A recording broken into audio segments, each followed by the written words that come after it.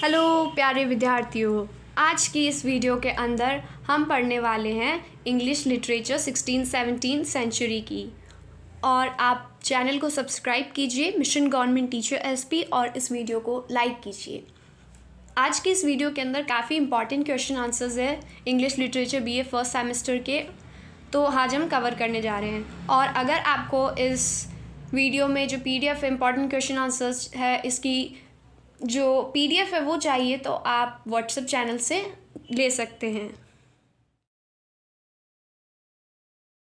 तो first question को देखते हैं, जैसे define any literary term, blank verse, sonnet, lyric, metaphor, allegory, tragedy, soliloquy.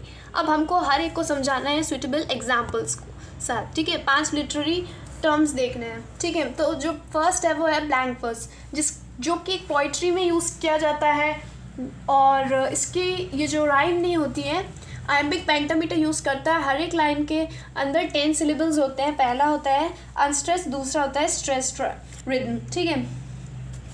अब ये जो होता है वो सिमिलर होता है नेचुरल स्पीच से, जो कि इफ़ेक्टिव होता है इसको दिखाने में ड्रामास में और लॉन्ग पोएम्स के अंदर, ब्लैंक वर्स, राइट। तो फर्स्ट ये यूज़ होता है इंग्लिश के अंदर होता है ये हेनरी हॉवर्ड के द्वारा, अर्ल ऑफ सुरे, ठीक है। और डेवलप होता है ये विलियम शेक्सपियर और जॉन मिल्टन के द्वारा। शेक्सपियर जो होते हैं इन्हें अपने प्लेस के अंदर यूज़ करते हैं जिससे कि कैरेक्टर्स का जो रियलिस्टिक मैनर है वो दिखता है। एग्जाम्पल है जैसे हैमलेट के अंदर करते हैं to be or not to be, that is the question, ठीक है। इसके अंदर अब हम देख सकते हैं कि रिदम है पर राइम नहीं है, राइमिंग स्कीम नहीं होती ब्लैंक वर्स के अंदर। सेकेंड है जैसे जॉन मिल्टन इसे यूज़ करते हैं पैराडाइज लॉस्ट में, जो कि हम देख सकते हैं ब्लैंक वर्स का काफ़ी यूज़ दिखा है। इंपॉर्टेंस जो होती है ब्लैंक वर्स की वो होती है कि इसमें फ्रीडम मिलती है पोएट को और ड्रामेटिस्ट्स को भी, कि अपने हिसाब से पोएम का जो भी स्ट्रक्चर है, राइमिंग स्कीम अपने हिसाब से दे सकते हैं, इनको कोई फिक्स्ड फॉर्मेट यूज़ करने की ज़रूरत नहीं है। सुटेबल होती है ट्रेजेडी, फिलोसफी और हीरोइज्म के लिए, right. Let's move on to next which is sonnet. अब जो सोनेट होती है वो एक लिरिक पोएम होती है जो कि 14 लाइन्स की होती है। इसके अंदर आयम्बिक पेंटामीटर होता है और कोई भी स्पेसिफिक इनकी खुद की राइम स्कीम होती है, मतलब इसकी जो राइम स्कीम होती है ये, इसमें राइमिंग स्कीम के अंदर इधर फ्रीडम नहीं है पोइट्स को, ठीक है। जो थीम होती है उसकी होती है love, beauty, time, philosophical ideas, ठीक है। अब जो टाइप्स होंगे सोनेट के वो होंगे पेट्रार्कन सोनेट और शेक्सपियरियन सोनेट। पेट्रार्कन सोनेट के ओरिजिन है, ये एक इटालियन सोनेट है, और शेक्सपियरियन सोनेट इंग्लिश सोनेट है। पेट्रार्कन सोनेट का जो एक पैटर्न है वो है Octave and a sestet.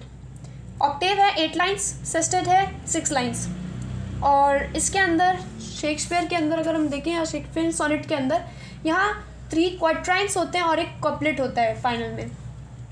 Rhyme scheme जो होगी वो होगी A B C D E F G, right. Example देखें तो शेक्सपियर की सोनेट 18 का, तो इसके अंदर बता रहे हैं Shall I compare thee to a summer's day, thou art more lovely and more temperate। इसके अंदर वो बताते हैं कि देखो वो अपनी कंपेयर करते हैं बिलोविड को नेचर से। ये जो भी इनकी कोई सोनेट है इसके अंदर एक जो भी है एक मैन अपनी बिलोविड को कंपेयर कर रहा है नेचर से। अब इस पे जो कपलेट होती है वो इसके अंदर क्या करती है, समअप करती है, और इनकी जो कपलेट होती है वो काफ़ी पावरफुल होती है। सोनेट एडमायर करती है इनकी जैसे थॉट्स को, डीप थॉट्स को, और इसका जो स्ट्रक्चर होता है वो 14 लाइन्स का होता है, कंपल्सरी है। ओके, नेक्स्ट है जो कि है लिरिक। लिरिक एक शॉर्ट पोएम होती है, पर्सनल फीलिंग को दिखाती है, इमोशंस को, जो थॉट्स होते हैं पोएट के। अनलाइक नैरेटिव पोइट्री, जो नैरेटिव पोइट्री होती है उसके अंदर, पोइट्री के अंदर एक पूरी स्टोरी डिस्क्राइब की गई होती है, इसके अंदर इमोशंस को और मूड को डिस्क्राइब किया जाता है, फीलिंग्स को। जो लिरिक होती है ये स्टार्टिंग इसकी जो हुई थी वो ग्रीस से हुई थी, ठीक है। अब ग्रीस के वहाँ पर क्या होता था, इधर ये जब लिरिक गाई जाती थी तो उधर एक म्यूज़िकल इंस्ट्रूमेंट था लायर, उसके साथ गाई जाती थी। ये कब गाई जाती थी? इसकी जो थीम होती है ये लव पे, सॉरो पे, जॉय पे, नेचर पे, पेट्रियाटिज्म, स्पिरिचुअलिटी, इन सब जगह गाई जाती है। थीम्स जो होती है म्यूजिकल होती है, इमोशनल होती है, सब्जेक्टिव होती है। एग्जाम्पल्स अगर देखे जाए तो वर्ड्सवर्थ की I wandered lonely as a cloud lyric poem देख सकते हैं, जिसके अंदर वो अपना जॉय बताते हैं डैफोडिल्स के वहाँ। राइट, अब यहाँ लाइन है जैसे a poet could not but be gay in such jocund company. अब इसके अंदर हम देख सकते हैं कि इम्पोर्टेंस है इमोशंस की, और जो कि कनेक्ट करती रीडर्स को पोएट के इमोशंस के साथ। जिस इसका इनर एक्सपीरियंस है, हमें क्या होता है कि इस लिरिक को जब हम रीड करते हैं, लिरिक पोएम को, तो हम पोएट के इनर एक्सपीरियंस, थॉट्स सब जानते हैं, क्योंकि इस लिरिक पोएम के अंदर सिंप्लिसिटी होती है, ब्यूटी होती है और म्यूजिकल क्वालिटी होती है। ठीक है, अब चलिए देखते हैं मेटाफर को। राइट, अब जो मेटाफर है वो एक फिगर ऑफ स्पीच होता है, जिसके अंदर हम देखते हैं one thing is directly compare to another without using like or as. ठीक है, अब इसके अंदर क्या है, ये सजेस्ट करता है कि जो एक चीज़ है वो दूसरी चीज़ से एकदम सिमिलर है, इस चीज़ को हाईलाइट किया जाता है बिना यूज़ करे लाइक और एज को। ठीक है, ये मेटाफर होता है। मेटाफर की जो लैंग्वेज होती है वो काफ़ी विविड होती है, इमेजिनेटिव होती है। जैसे कि एग्जांपल देंगे तो लाइफ इज़ अ जर्नी, या फिर लाइफ इज़ अ हाईवे, कोई भी चीज़ दे तो हम लाइफ को कंपेयर करें डायरेक्टली जर्नी के साथ। ठीक है, अब इसके अंदर जैसा हम देख सकते हैं कि जैसे शेक्सपियर का है यहाँ पर all the world's a stage. अब इसके अंदर हम कंपैरिजन देख सकते हैं वर्ल्ड का स्टेज के साथ। इसके अंदर पीपल का एक्टर्स के साथ जो भी लाइन होती है, इसके अंदर हम डायरेक्टली कंपैरिजन देखते हैं। इस मेटाफर की इंपॉर्टेंस होती है कि एनरिच होती है इसके लैंग्वेज, डीपन होते हैं इसके मीनिंग, वाइडली यूज़ की जाती है पोइट्रीज, प्रोज, एवरीडे स्पीच के अंदर। ठीक है, अब लेट्स डिस्कस अबाउट एलिगरी। चलिए अब देखते हैं इसको कि जो एलिगरी होती है ये नैरेटिव होती है, ये वर्क होता है लिटरेचर का, हिडन सिंबॉलिक मीनिंग्स के लिए जानी जाती है। ये यूज़ की जाती है राइटर या पोइट के द्वारा कब, जब मॉरल लेसन्स देने हों उनको रीडर्स को। जैसे क्रिटिसाइज करती है ये एलिगरी सोसाइटी को इनडायरेक्टली, पॉलिटिकल कंसेप्ट्स के लिए भी बनाई जाती है, राइटर्स की थोड़ा यूज़ की जाती है, मॉरल क्वालिटी के लिए भी। अब जो एलिगरी है उसके दो यूज़ होते हैं, बोथ होते हैं। ठीक है, जैसे कि हिडन सिंबॉलिक मीनिंग्स के लिए यूज़ की जाती है और एक लिटरल मीनिंग के लिए। जैसे एग्जांपल देखें जॉर्ज ऑरवेल का जो एनिमल्स फार्म है, एनिमल फार्म, इसके वर्क के अंदर हम देख सकते हैं पॉलिटिकल एलिगरी की बात की जाती है। मतलब ये एक हिडन सिंबॉलिक मीनिंग है, इसके अंदर स्टोरी होती है अबाउट एनिमल्स उस फार्म के वहाँ। ठीक है, कि स्टोरी बताई जाती है एनिमल्स फार्म के अंदर कि फार्म के वहाँ एनिमल्स होते हैं, बट सिम्बलिकली रिप्रेजेंट किया जाता है ये रशियन रेवोल्यूशन को और करप्शन को, जो कि करप्शन, पावर की जो करप्शन है उसको। ठीक है, दूसरा देखा जाए तो वो है कि पिलग्रिम की जो प्रोसेस है, पिलग्रिम्स प्रोसेस, जो कि जॉन बनीन के द्वारा लिखी गई थी, ये क्रिश्चियन स्पिरिचुअल जर्नी को दिखाता है। ये एक एलिगरी था जो कि राइटर, अब एलिगरी को यूज़ क्यों किया जाता, सॉरी एलिगरी नहीं, ये एक क्या थी, ये एलिगरी थी। राइट, क्योंकि एलिजी भी होती है और एलिगरी भी होती है। एलिजी हम जब यूज़ करते हैं जब किसी का कोई ग्रेट लॉस होता है तब एलिजी वो होती है, ELEGY। एलिगरी होती है जिसका हिडन सिंबॉलिक मीनिंग होता है। राइट, तो एलिगरी जिसका जो हिडन सिंबॉलिक मीनिंग होता है, लिटरल मीनिंग भी होता है, तो एलिगरी जो है वो राइटर डीप मैसेज देना चाहते हैं उसके थ्रू, इनडायरेक्ट वे के अंदर, इमेजिनेशंस के थ्रू भी। ये जो सभी लिटरेरी टर्म है इसको हमने अब कंप्लीट कर लिया है और ये काफ़ी इम्पॉर्टेंट होते हैं।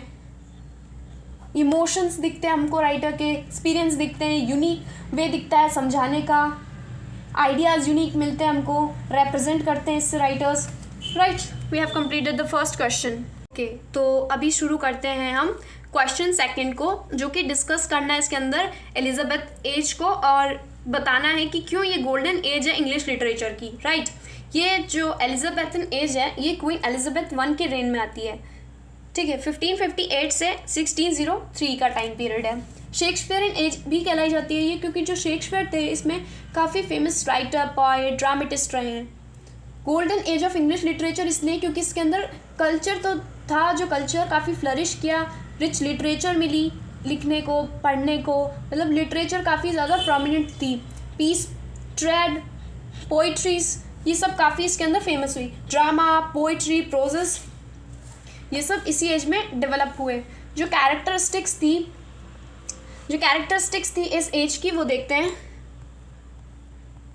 Spiritual, renaissance and humanism. अब इसके अंदर क्या है, रिनाइजा जो वर्ड है वो फ्रेंच वर्ड है, इसका मतलब होता है रीबर्थ या रिवाइवल, ठीक है। तो अब इसका मतलब है कि रिनाइजा के अंदर रिवाइवल होता है क्लासिकल लर्निंग का, और ह्यूमनिज्म के यहाँ पे मतलब है कि इनकरेज करा जाता है ग्रीक लैटिन स्टडीज़ को, फोकस किया जाता है ह्यूमन पोटेंशियल, इंडिविजुअलिटी पर।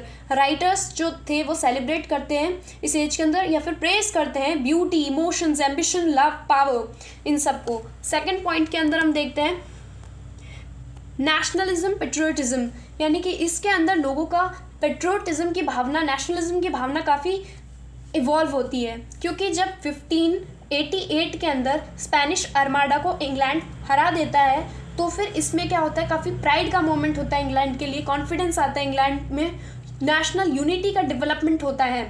थर्ड है रिलीजियस टॉलरेंस। अब जो हेनरी 8 का और मैरी ट्यूडर का जो रेन था इसके अंदर काफ़ी इंस्टेबिलिटी थी, इधर स्टेबिलिटी नहीं थी इस एज के अंदर, तो फिर क्या होता है ये काफ़ी एज ख़राब जाती है। अब जब एलिजाबेथ क्वीन बनती है 1588 में, तब सब कुछ चेंज हो जाता है, काफ़ी पीस आती है, सेक्युलर थीम्स आती है, लव आती है, पॉलिटिक्स आती है ह्यूमन साइकोलॉजी के अंदर, क्योंकि अब इस एज के अंदर काफ़ी कुछ बदल चुका था। रिलीजियस टॉलरेंस इसलिए आई क्योंकि जब पीस, लव था तब सब कुछ चेंज होने लगा, ठीक है, और सेक्युलर थीम्स आने लगी, राइटिंग्स काफ़ी अच्छी आने लगी, ठीक है, डेवलपमेंट होने लगा ड्रामा का। अब इसके अंदर इंपॉर्टेंट लिटरेरी फॉर्म्स आने लगे, इस्टेब्लिशमेंट हुआ थिएटर का, the Globe, the Rose, the Swan, हर एक क्लास के लोग इन थिएटर के अंदर जा सकते थे। अब इसके अंदर हम देखते हैं कि जैसे tragedy, comedy, historical play, romances flourish होने लगे। जो प्ले राइट्स थे जैसे कि Christopher Marlowe, William Shakespeare, Ben Jonson, Thomas Kyd और जॉन वेबस्टर, ये ट्रांसफॉर्म करते इंग्लिश ड्रामा को। इन्होंने पूरे इंग्लिश ड्रामा को ट्रांसफॉर्म कर दिया और एक जो मॉडर्न ड्रामास के लिए पूरा एक स्टेज तैयार करा। इसके अंदर हम देख सकते हैं beauty, love, ambition, jealousy, power, mortality, इन सब चीज़ों का एक थीम एक्सप्लोर की जाने लगी। ग्रोथ पोएट्री, अब इसके अंदर क्या होता है, इमेजरी, म्यूजिकल लैंग्वेज, इमोशंस, ये सब चीज़ें आने लगी। लिरिक पोइट्री थी वो काफ़ी फेमस हुई। सोनेट ने भी काफ़ी इन्फ्लुएंस मतलब सोनेट जो थी वो इन्फ्लुएंस हुई थी इटालियन मॉडल से, जैसे कि पेट्रार्कन सोनेट थी। पोइट्स जो थे फेमस, जिन्होंने पोइट्रीज काफ़ी फेमस कराई, सर फिलिप सिडनी थे, एडमंड स्पेंसर थे, विलियम शेक्सपियर, थॉमस वाइट ने। प्रोजेस की बात की जाए अगर, प्रोज और इंटेलेक्चुअल एक्सपेंशन, तो ये ड्रामा और पोइट्री के साथ साथ प्रोज भी बाद में इवॉल्व होने लगा, काफ़ी फेमस होने लगा, जैसे कि फॉरेन वर्क्स और क्लासिकल वर्क्स भी ट्रांसलेट किए गए इंग्लिश लैंग्वेज के अंदर जो प्रोजेस में थे। राइटर जैसे हम देखते हैं फ्रांसिस बेकन, जो कि एक एसेइस्ट है, हाँ, जैसे कि जो फ्रांसिस बेकन है वो एसेइस्ट है, वो अपने प्रोजेस लिखने लगे एफोरिस्टिक मतलब स्मॉल स्टोरीज के रूप में भी, और फिलोसॉफिकल हम देख सकते हैं उनकी थीम्स काफ़ी फिलोसॉफिकल रहती है। मॉडर्न इंग्लिश प्रोजेस स्टाइल में लिखते हैं ये, ठीक है। इन्होंने एक स्टेज तैयार किया जिससे कि सब चीज़ ये मॉडर्न वे में लिखने लगे। और optimism, next optimism and Joy of life. इसके अंदर क्या होने लगा कि जो राइटर्स थे वो ह्यूमन नेचर की दोनों साइड्स लेते हैं, डार्क और नोबल। इससे क्या होने लगा कि हर एक चीज़ को ये राइटर्स एक्सप्लोर करते थे अपनी राइटिंग्स के अंदर। तो इससे जो रीडर्स थे, जो रीड करते तो उन्हें उनमें भी ऑप्टिमिज्म आने लगा, जॉय ऑफ लाइफ, हर चीज़ ये अपनी अच्छी लिखते हैं, ठीक है, ना कि डिसअपेरेंस को, यानी ऑप्टिमिज्म ज़्यादा लिखते हैं ना कि डिसअपेरेंस या पैसिमिज्म। अब ये जो एज है ये क्यों कहलाई जाती है गोल्डन एज इंग्लिश लिटरेचर में? इसके अंदर एलिजाबेथन जो एज है ये गोल्डन एज इसलिए कहलाई जाती है क्योंकि इसके काफ़ी आंसर्स है, जैसे कि इसमें जो क्वालिटी थी काफ़ी एक्स्ट्रॉर्डनरी थी, काफ़ी सारी वैरायटी के काम देखने को मिलते थे राइटिंग्स के अंदर, और लास्टिंग इन्फ्लुएंस छोड़ा था। क्यों? क्योंकि इसके जो पहले की जो एज थी उसमें कुछ नहीं था, वो बिल्कुल नॉर्मल और बेकार सी गई थी अगर हम इस राइटिंग्स के लिटरेचर के टर्म्स में देखें तो। और इसके बाद की चीज़ जैकोबियन एज वो भी नॉर्मल गई थी, बट इस एज के अंदर काफ़ी ज़्यादा रिच वैरायटी ऑफ वर्क देखने को मिला। ग्रेट राइटर्स थे जिन्होंने शॉर्ट पीरियड के अंदर ही काफ़ी ज़्यादा ग्रेट वर्क लिख दिए। जैसे कि अगर हम देखें अनपैरेलल लिटरेरी जीनियस जो कि शेक्सपियर है, इन्होंने ऐसे काम लिखे हैं जो कि टाइमलेस है, यूनिवर्सल है, पूरे यूनिवर्स में फेमस हुए, और इनके हर एक टाइम में इनके जो भी आप वर्क्स को देखेंगे तो आपको बिल्कुल ऐसा लगेगा प्रेजेंट वर्ल्ड से रेलिवेंट करते हैं। सेकंड, ड्रामा जो कि फ्लरिशिंग ड्रामा है इसका, वो उसने अपनी पीक रीच कर ली थी। English drama reached its peak, इसका मतलब है कि इट्स हाईएस्ट पीक, यानी कि ड्रामा बहुत ही ज़्यादा फेमस हुआ, ठीक है। और रिचनेस ऑफ लैंग्वेज का मतलब है कि ये जो राइटर्स थे इन्होंने अपनी इंग्लिश वोकैब्युलरी को भी एक्सपेंड करा। अब लैंग्वेज काफ़ी अच्छी यूज़ की गई तो हर एक रीडर को भी अच्छी लगी है। न्यू स्टाइल्स को यूज़ किया, मेटाफर्स यूज़ किए, एक्सप्रेशंस यूज़ किए। अब जो वर्क लिखने का जो तरीका था वो भी काफ़ी कैप्टिवेटिंग था। Balance of art and life, balance of art and life के यहाँ पे मतलब है कि ये रियल ह्यूमन एक्सपीरियंसेस को है ना बैलेंस में दिखाता था लाइफ के अंदर। ऐसा नहीं था कि बहुत ज़्यादा एक्स्ट्रॉर्डनरी ऐसा लिख रहे हैं कि कोई रेलिवेंट ही ना कर पाए अपनी लाइफ से। ये लव को दिखाते, एम्बिशन को दिखाते, फेथ को दिखाते, पावर को दिखाते, कॉन्फ्लिक्ट को दिखाते। ये ऐसा बनाते कि हर कोई डीपली रिलेट कर पाए। इंड्योरिंग इन्फ्लुएंस, इसका मतलब है कि यहाँ पर अब जो इन्फ्लुएंस था इस एलिजाबेथन एज का, ये फाउंडेशन रखता है मॉडर्न इंग्लिश लिटरेचर के लिए, और इन्फ्लुएंस करती है ये राइटर्स को वर्ल्ड वाइड। मतलब हर एक राइटर को इनका वर्क काफ़ी सच में अच्छा लगने लगा, हर कोई इनसे इन्फ्लुएंस होने लगे, और इसने मॉडर्न इंग्लिश लिटरेचर के लिए फाउंडेशन रख दिया।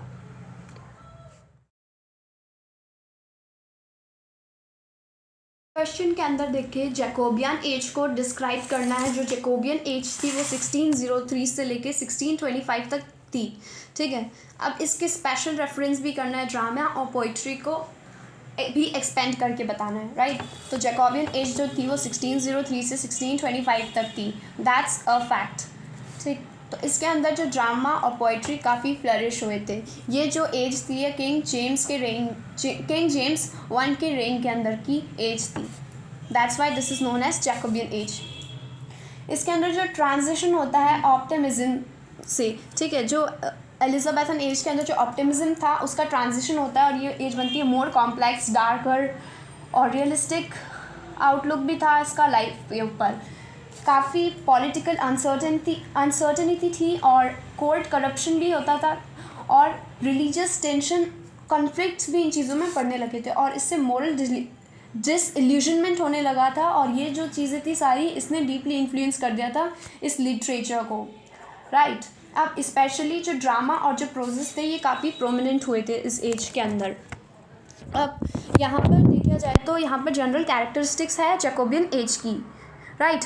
तो अब देखते हैं जो कि पॉइंट्स है यहाँ पर। इंटेलेक्चुअल मैच्योरिटी हुई थी, ये एज जो थी मार्क थी intellectual maturity and psychological depth, cynicism and pessimism replacing Elizabethan idealism, influence of classical learning and Renaissance humanism, a growing awareness of human weakness, ambition and corruption. ये जो tendencies थी ये फाउंड की जाती थी काफ़ी स्ट्रॉन्गेस्ट एक्सप्रेशन में ही। ये सब चीज़ें हमको ड्रामा और पोइट्री के अंदर देखने को मिलती थी। जो जैकोबियन ड्रामा था इसके अंदर अगर हम देखें तो ये अपनी मतलब यहाँ पर अगर हम देखेंगे तो यहाँ पर एक जो ड्रामा था हाईएस्ट पॉइंट पर था इंग्लिश रेनाइजा के थिएटर्स के अंदर। तो ये जो था वो कंटिन्यू करता है ट्रेडिशन एलिजाबेथन ड्रामा का। ये डीप जाता है ट्रेजिक इंटेंसिटीज़ के अंदर और मॉरल कॉम्प्लेक्सिटी के अंदर डार्क करता है रियलिज्म। तो इसके अंदर ट्रेजेडीज़ की अगर बात की जाए तो ये जानी जाती है अपनी violence, revenge, intrigue, exploration of evil के थ्रू। जो ये ट्रेजेडी थी ये वर्ल्ड को दिखाती थी इसे as a world of betrayal, ambition, lust, moral decay. जो मेजर ड्रामेटिस्ट थे वो थे जैसे कि शेक्सपियर की अगर देखी जाए तो शेक्सपियर काफ़ी फेमस रहे हैं। इन्होंने इनके लेटर प्लेस थे ये दिखाए जाते हैं जैसे Hamlet, King Lear, Macbeth, Othello. ये जो प्लेस एक्सप्लोर करते हैं inner psychological conflict, moral ambiguity, the tragic consequences of ambition, jealousy and power. जो जॉन वेबस्टर है वो सेकंड है ड्रामेटिस्ट। ये अपनी डार्क और हॉरिफाइड ट्रेजेडीज़ के थ्रू जाने जाते हैं जैसे the Duchess of Malfi, the White Devil. इनके प्ले पोर्ट्रे करते हैं करप्शन, कोर्ट लाइफ के अंदर, strong female characters, grim realism and intense emotional power. Thomas Middleton और साइरल टर्नियर दिखाते हैं ये रिवेंज ट्रेजेडीज़ के लिए फेमस है। ये मिडल्टन की जो रिवेंजर्स ट्रेजेडी है ये काफ़ी फेमस है। टर्नियर की जो रिवेंज ट्रेजेडी एट्रीब्यूट की गई है ये फेमस है। अब इसके अंदर जो इनके जो वर्क है वो हाईलाइट करते हैं moral corruption, irony, satire, brutal violence को as a symbol of social decay. Comedy की अगर बात की जाए तो जो कॉमेडी है ये लेस रोमांटिक है, मोर सैटिरिकल है एलिजाबेथन कॉमेडी से, और ये फोकस करती है social manners, city life, human follies को। बेन जॉनसन ये लीडिंग फिगर है कॉमेडीज़ के यहाँ, ठीक है। तो जैकोबियन एज की कॉमेडी से तो वोल्पोन इन्होंने लिखी, द अल्केमिस्ट लिखी, बार्थोलोमेव फेयर लिखी। फीचर्स जो है जैकोबियन जॉनसनियन कॉमेडी के। अब जो बेन जॉनसन है इनकी जो कॉमेडी, इनके जो फीचर्स है वो क्या है? Comedy of humours, sharp satire and moral purpose, exposure of greed, hypocrisy and pretensions, right. तो अब थर्ड जो है जैकोबियन पोइट्री। जैकोबियन पोइट्री की अगर बात की जाए तो ये रिफ्लेक्ट करती है इंटेलेक्चुअल डेप्थ को, इमोशनल कॉम्प्लेक्सिटी को इस एज की। ये मार्क की जाती है मेटाफिजिकल थॉट से, क्लासिकल इन्फ्लुएंस के। तो अब इसके अंदर देखा जाए तो ये मेटाफिजिकल पोइट्री के अंदर अगर देखा जाए तो डिस्टिंक्टिव कॉन्ट्रीब्यूशन है जैकोबियन एज के अंदर मेटाफिजिकल पोइट्री का। इंटेलेक्चुअल और फिलोसॉफिकल थीम्स है इसकी, यूज़ होता है कंसीट्स का, far fetch metaphors, blend of emotion and reason, conversational tone, ये सब इसके मेन पॉइंट्स हैं। अब जॉन डन जो है ये चीफ मेटाफिजिकल पोइट है। इनकी जो पोएम जैसे the canonization, the sun rising and death not be proud, ये इनके कुछ पॉइंट्स हैं जिसके अंदर मेटाफिजिकल हमें थीम्स मिलती है। ये जो थीम है लव की, रिलीजन की, लाइफ की, डेथ की, ये सब हमें इस मेटाफिजिकल पॉइंट के अंदर देखने को मिलता है। बोल्ड इमेजरी यूज़ होती है, लॉजिकल आर्ग्यूमेंट होते हैं अदर मेटाफिजिकल पॉइंट्स से जैसे जॉर्ज हर्बर्ट और हेनरी वॉगन। अब कोर्टली और लिरिक पोइट्री देखा जाए, ठीक है, तो अब मेटाफिजिकल पोइट्री के साथ साथ लिरिक और कोर्टली पोइट्री भी काफ़ी चली, ठीक है। इसके अंदर graceful expression, musical quality, themes of love, beauty, loyalty, ये सब चीज़ें दिखती। बेन जॉनसन जो थे इन्होंने भी कंट्रीब्यूट किया था इन रिफाइंड लिरिक्स के अंदर जैसे कि सॉन्ग टू सीलिया। फोर्थ है जब डिक्लाइन हो रहा होता है एलिजाबेथन स्पिरिट का। अब जो एलिजाबेथन एज है वो बिल्कुल इस चीज़ से एकदम सिमिलर नहीं है, मतलब दोनों एजेस बिल्कुल डिफरेंट है। इसके अंदर हम देखते हैं जैकोबियन एज के अंदर, इसके अंदर लॉस होता है नेशनल कॉन्फिडेंस, इंक्रीज होता है मॉरल और political anxiety, tragic and introspective view of human life. ये चेंज बिल्कुल क्लियरली था, विजिबल था in the dark tragedies and reflective poetry of the age. Conclusion अगर देखें तो कंक्लूजन के अंदर हम देख सकते हैं ये जो पीरियड है ये मेजॉरिटी का है और कॉम्प्लेक्सिटी का है। ड्रामा जो है रीच कर चुका है अपने हाइट्स, ठीक है, मतलब ड्रामा ने काफ़ी ग्रेटेस्ट हाइट पकड़ी अपनी tragic intensity and psychological realism. अब अगर हम इसके अंदर देखें तो जो डेप्थ है पोइट्री की वो मेटाफिजिकल एक्सप्लोरेशन करती है। टोन जो है डार्क है एलिजाबेथ एज से अगर कंपेयर करें तो, जो insight into human nature, society and moral conflict. Discuss करना है फीचर्स को मेटाफिजिकल पोइट्री और नाम बताने मेटाफिजिकल पोइट्स के। अब जो मेटाफिजिकल पोइट्री है वो remarkable school of English poetry है जो कि फ्लरिश हुई थी late 16th and early 17th century के अंदर। ये जो टर्म है मेटाफिजिकल पोइट्स, इसको पहली बार यूज़ किया था डॉक्टर सैमुअल जॉनसन ने, जो कि क्रिटिसाइज करते थे पहले इन पोइट्रीज को for their excessive use of wit and far fetch comparisons. However later जो क्रिटिक्स होते हैं वो रिकग्नाइज करते हैं कि कितनी इंटेलेक्चुअल डेप्थ होती है इसकी और ओरिजिनलिटी होती है इसकी पोइटिक ट्रेडिशंस की। जॉन डन जो है वो कंसीडर किए जाते हैं और फाउंडर किए जाते हैं कि ये तो एक फाउंडर है, सेंट्रल फिगर है मेटाफिजिकल पोइट्री के। मेजर फीचर्स अगर देखें तो कैरेक्टरिस्टिक्स मेटाफिजिकल पोइट्री की है यूज़ ऑफ कंसीट्स। इसके अंदर कंसीट्स हमको देखने को मिलती है कि कितने डिफरेंट आइडियाज़ देखने को हमें मिलते हैं, स्टार्टलिंग मेटाफर्स मिलते हैं। और इसके अंदर हम जैसे दो डिसिमिलर ऑब्जेक्ट्स का हम देखते हैं कंपैरिजन होता है। जैसे एग्जांपल में जॉन डन जो लिखते हैं अ वैलिडिक्शन फॉरबिडिंग मॉर्निंग, जिसके अंदर जो लवर होते हैं उन्हें वो कंपेयर करते हैं to the two legs of compass. अब इंटेलेक्चुअल और फिलोसॉफिकल अप्रोच की बात की जाए तो ये काफ़ी ज़्यादा फिलोसॉफिकल अप्रोच की बात की जाती है। इंटेलेक्चुअल ऐसे होती है क्योंकि इसमें कोई इमोशंस को ऐड नहीं करते पोएट्स, ये एक्सप्लोर करती है कॉम्प्लेक्स आइडियाज़ जैसे लव, रिलीजन, डेथ, टाइम और सोल।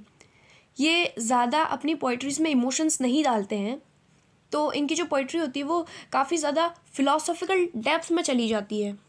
विट और इंजेन्यूटी का मतलब है कि ये जो पोइट्रीज़ होती है ये अपनी शार्प विट और क्लेवर वर्ड प्ले के लिए जानी जाती है। जो रीडर्स होते हैं उन्हें अनएक्सपेक्टेड कनेक्शंस मिलते हैं और लॉजिकल रीजनिंग मिलती है। समटाइम्स आर्ग्यू मिलते हैं एक ना एक पॉइंट पर, हर एक चीज़ इन्हें मिलती है इसके अंदर। Fusion of thought and feelings, अब एक यूनिक क्वालिटी भी है इनकी कि यहाँ पर इमोशंस और intellect eight the same time मिलते हैं। लव और डिवोशन और ये सब कंबाइंड होते हैं एब्स्ट्रैक्ट थिंकिंग के साथ, साइंटिफिक आइडियाज़ और रिलीजियस कंसेप्ट्स के साथ। कोलिक्वल लैंग्वेज है सिंपल लैंग्वेज, इसमें सिंपल लैंग्वेज का यूज़ किया जाता है। जैसे एलिजाबेथ एज के अंदर स्मूथ म्यूजिकल पोइट्रीज थी, इधर कुछ नहीं होता, नॉर्मल होता है। इसमें क्लैरिटी दिखाई जाती है थॉट्स की, ना कि musical beauty. Imagery from science and everyday life, यहाँ पर इमेजरी का काफ़ी यूज़ होता है साइंस, एस्ट्रोनॉमी, मेडिसिन, जियोग्राफी और डेली लाइफ का। और ये मार्क की जाती है कि साइंटिफिक डिस्कवरी होती है इसके अंदर। इंटेलेक्चुअल क्यूरियोसिटी मिलती है। इरेगुलर वर्स होते हैं इसके अंदर, कोई भी स्ट्रिक्ट पैटर्न नहीं होता किसी पोइट्री का जैसे ट्रेडिशनली फॉलो किया जाता था। इसके अंदर इरेगुलर होती है राइम्स, रिदम जो होती है वो इरेगुलर होती है और रिफ्लेक्ट करती है नेचुरल फ्लो को, न कि म्यूजिकल सिमेट्री को। जो पोइट्स अगर हम देखें तो वो है मेजर पोइट्स है John Donne, George Herbert, Andrew marvel, Henry wagon और रिचर्ड क्रॉजो। जॉन डन जो है ये चीफ मेटाफिजिकल पोइट थे। जॉर्ज हर्बर्ट रिलीजियस थे और एंड्रू मार्वेल ये मेटाफिजिकल विट और लिरिक ग्रेस को दिखाते थे। हेनरी वोगन जो थे ये स्पिरिचुअल थे, इनकी डिवोशनल पोइट थी। रिचर्ड क्रॉजो की और इंटेंस इमेजरी का यूज़ करते, ये सब लिखते थे बट इनका एक स्टाइल था जिसको ये यूज़ करते थे। अब अगर हम देखें कंक्लूजन के अंदर, तो कंक्लूजन में हमें दिखता है मेटाफिजिकल पोइट्री को इसकी इंटेलेक्चुअल डेप्थ, स्ट्राइकलिंग इमेजरीज और fusion of emotion with thought के थ्रू ये समझा जाता है। ये इसलिए फेमस हुई, इसकी कैरेक्टरिस्टिक्स ये थी। और जो इनिशियली क्रिटिसाइज की जाती है अपनी कॉम्प्लेक्सिटी के कारण, इसने बाद में अपना लास्टिंग रिकग्निशन डाला for its originality and philosophical richness की वजह से। इससे ये काफ़ी इम्पॉर्टेंट बनती है इंग्लिश लिटरेचर के अंदर। इस पोएम के अंदर हमें क्रिटिकली अप्रिशिएट करना है एडमंड स्पेंसर की poem one day I wrote her name. अब जो लाइन है इसकी पूरी वो है one day I wrote her name upon the strand. इसके अंदर एडमंड स्पेंसर की जो सोनेट है ये वहाँ से ली गई है, अमोरेट्टी 1595 के अंदर ये लिखी गई थी, राइट। अब इसके अंदर एलिजाबेथ बॉयल है जो इनकी इवेंचुअल मैरिज होती है इसके ऊपर लिखी गई है। स्पेंसर की कोर्टशिप के लिए लिखी गई है। ये एक इंग्लिश लिटरेचर के अंदर रेनाइजा के टाइम लिखी गई थी और ये काफ़ी फाइन लव पोएम भी कहलाई जाती है। इन्होंने इसे ब्यूटीफुली ब्लेंड किया था पर्सनल इमोशन और फिलोसॉफिकल रिफ्लेक्शन के साथ। और ये जो पोएम है इसमें पोएट की डिज़ायर दिखाई जाती है इमॉर्टलाइज लव की। वो चाहते हैं कि उनकी जो वाइफ है वो इमॉर्टल हो जाए। इसके अंदर क्लासिकल एग्जाम्पल दिखाया जाता है कि कैसे रेनाइजा पोएट्स होते थे, आर्ट को यूज़ करते थे कि चैलेंज कर सके टाइम को, डिके को और मोरालिटी को। ये जो सेंट्रल थीम है इस पोएम की one day I wrote her name upon the strand, इस जो पोएम की जो थीम है ये कन्फ्लिक्ट करती है बिटवीन मॉर्टेलिटी और इमॉर्टेलिटी के बीच में। ये पोएम डिस्क्राइब, इसके अंदर पोएट डिस्क्राइब करते हैं कि कैसे जो ये अपना नाम लिखते हैं अपनी प्रेमिका का, कि फिर जब वो उसे देखती है शीशोर के वहाँ, जब वो लिखता है और उसे देखती है तो वो अपने आप ही मिट जाती है जब वेव्स आती है। तो फिर ये बताता है, पावरफुली सिंबलाइज करता है कि कैसे ट्रांजिएंस है ह्यूमन लाइफ और अर्थली अचीवमेंट्स, की एक दिन हम सबको मरना है। तो यही जैसे नाम ही सर्वाइव नहीं कर पाया, उसको आके एक टाइड ले गई बहा के और ये नाम मिट गया, वैसे ह्यूमन ब्यूटी भी है और एग्जिस्टेंस भी ऐसी ही है कि एक दिन तो मरना है। नेचर रिप्रेजेंट करता है रिलेंटलेस सी, यानी कि कैसे इस नेचर ने भी दिखाया कि सी भी आया और गया। इमर्ज करता है इस चीज़ को कि फोर्स कि कैसे डिस्ट्रॉय करती है all physical traces of human effort, यानी कि हम सब कौन है, मॉर्टल है, हम सब मटीरियलिस्टिक है, एक दिन हम सबको जाना है। इसके अंदर हम पॉइंट की देखेंगे कि बिलोवेड पॉइंट को कहती है कि हमें एक दिन मरना है। तो इस चीज़ में पॉइंट चाहते हैं कि वो हमेशा के लिए काश अमर हो पाती। जो बिलोवेड है वो इनिशियली रिस्पॉन्ड करती है, बिलोवेड कौन है, एलिजाबेथ बॉयल, वो इनिशियली रिस्पॉन्ड करती है कि रियलिस्टिक और even cynical view of life, उसे पता है कि हम सब इमॉर्टल है, हम सब ह्यूमन बीइंग मॉर्टल है, हम सब इमॉर्टल नहीं है। ये रिमाइंड कराती है पॉइंट को कि ये सब चीज़ें व्यर्थ है, वेइन है, कि भाई हम सब एक दिन मरेंगे। वो बताती है हम सब ऐसे नहीं है कि हम सब, मतलब इनकी कॉन्वर्जेशन होती है पोएम के अंदर, बट ये इमॉर्टेलिटी और मॉर्टेलिटी की बताती है, काफ़ी फिलोसॉफिकल डेप्थ होती है इसके अंदर। ये क्लासिकल आइडिया को रिफ्लेक्ट करते हैं, म्यूटेबिलिटी को, कि जो बिलीफ है कॉमन रेनाइजा का ये सभी चीज़ों में मटीरियलिस्टिक वर्ल्ड को दिखाता है कि टेम्पररी है। वो एक्सेप्ट करती है इस फैक्ट को कि डेथ तो एक दिन आएगी, दोनों ब्यूटी और जो भी है लव, ये सब खत्म हो जाएगा और कोई भी ह्यूमन एक्शन नहीं होगा रेजिस्ट कर सकेगा यूनिवर्सल लॉ को, बिकॉज दिस इज परमानेंट, कि हम सब मटीरियलिस्टिक है, one day we will have to die. However जो पोइट है वो फर्मली रिजेक्ट करता है इस पैसिमिस्टिक आउटलुक को उसकी बिलवड के। इसके अंदर कंक्लूडिंग सेस्टेट का यूज़ होता है, जो स्पेंसर असर्ट करते हैं इस पावर ऑफ पोइट्री की, बताना चाहते हैं कि इमॉर्टेलिटी के भी बारे में बताना चाहते हैं। ये डिक्लेयर करते हैं कि कैसे जो फिजिकल थिंग्स है ये डिके हो सकती है। इनकी जो वर्स से हमें समझ आता है कि इनका जो नाम था वो भी चले गया, और बट ये चाहते हैं पोइट कि इन्हीं के वर्सेस के थ्रू ये इसका नाम अमर कर देंगे, और क्योंकि इसके वर्च्यूज़ के कारण, क्योंकि इनकी बिलोवेड में काफ़ी वर्च्यूज़ है। Love when transformed into art, कि जो इनका लव है ये इसको आर्ट में ट्रांसलेट कर देंगे, और ये हमेशा के लिए रहेगा कि टाइम और डेथ भी इससे आगे नहीं निकल पाएगी। जो कि जो पोइट्री है ये एक मीन बनाते हैं कि इसे एटर्नलाइज कर देंगे, क्योंकि जब ये लिख रहे हैं तो ये एटर्नली हो गई पोएम। तो इसके अंदर जो बिलोवेड है, बट ऑल्सो कि वो पोइट की ओन इमोशनल एक्सपीरियंस भी पोइट दिखाएंगे। स्ट्रक्चरली अगर देखा जाए तो ये पोएम फॉलो करती है स्पेंसरियन सोनेट का फॉर्म, जो कि 14 लाइंस में ये पोएम लिखी गई है आयम्बिक पेंटामीटर के अंदर। इसके अंदर राइम स्कीम है A B C C D E E। इसके अंदर अगर हम देखें तो राइमिंग स्कीम एकदम कंटिन्यू करती है, हारमोनी है इसके अंदर, एक जो भी चीज़ इन सब की हारमोनी के साथ दिखाई गई है, रेनफोर्स कर रही है पोएम की थीमेटिक यूनिटी को, और फाइनल जो हीरोइक कपलेट है वो डिलीवर कर रहा है एक पावरफुल कंक्लूजन, अफर्म कर रहा है कि कैसे ट्रियम्फ हो रही है पोएटिक क्रिएशन ओवर मॉरलिटी। इसके अंदर स्पेंसर यूज़ करते हैं इमेजरी और सिंबोलिज्म का, जो कि बहुत सिंपल और इफेक्टिव दिखाई जाती है, जो कि स्ट्रैंड है और जो वेव्स है ये विविड नेचुरल इमेजेस दिखाई गई है इमेजरी के अंदर, जो कि सिंबलाइज कर रही है टाइम और डिस्ट्रक्शन को। जो एक्ट है इनका राइटिंग का, कि जो नेम है इन्होंने जो लिखा है नेम ऑन द स्ट्रैंड, ये कैसे फ्रेजिलिटी को दिखा रहा है ह्यूमन एफर्ट्स के, और वाइल जो सी है वो इरेज कर रहा है इनकी नेचर की डोमिनेंस दिखाई जा रही है यहाँ पे, कि सी को भी देखा जाए कि कितना पावरफुल है। जो कंट्रास्ट है वो पोएम के अंदर इटसेल्फ है, कि देखो कैसे ये सब चीज़ें कितनी मॉर्टल है।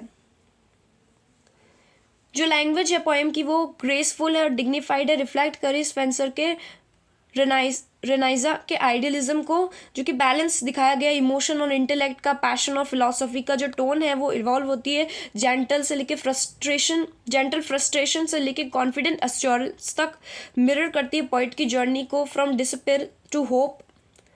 unlike many Petrarchan love poems that portray unfulfilled desire. काफ़ी दूसरी पोएम्स होती है जिसमें इतना नहीं है, बट ये जो पोएम है इसके अंदर हमें ऑप्टिमिस्टिक वे दिखेगा, एक फॉरवर्ड लुकिंग दिख रही होगी कि जो एम्फेसाइज कर रही होगी म्यूचुअल लव को, मैरिज को, रेदर देन अनअटेनेबल ब्यूटी। जो क्रिटिकली अगर इस पोएम की बात करें तो ये दिखती है सेलिब्रेशन दिखता है, इसका प्रेज कर रहे होते हैं आर्ट की सुप्रीमेसी नेचर के ऊपर। वाइल जो नेचर है वो डिस्ट्रॉय कर देता है फिजिकल ब्यूटी को, आर्ट प्रिजर्व करती है स्पिरिचुअल एसेंस के अंदर।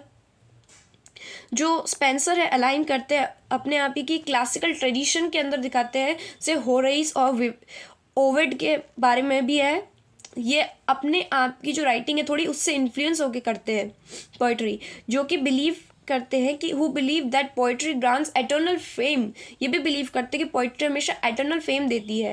एट द सेम टाइम जो पोएम रिफ्लेक्ट करती है रेनेसा के ह्यूमैनिज्म को, emphasise human creativity and intellectual power.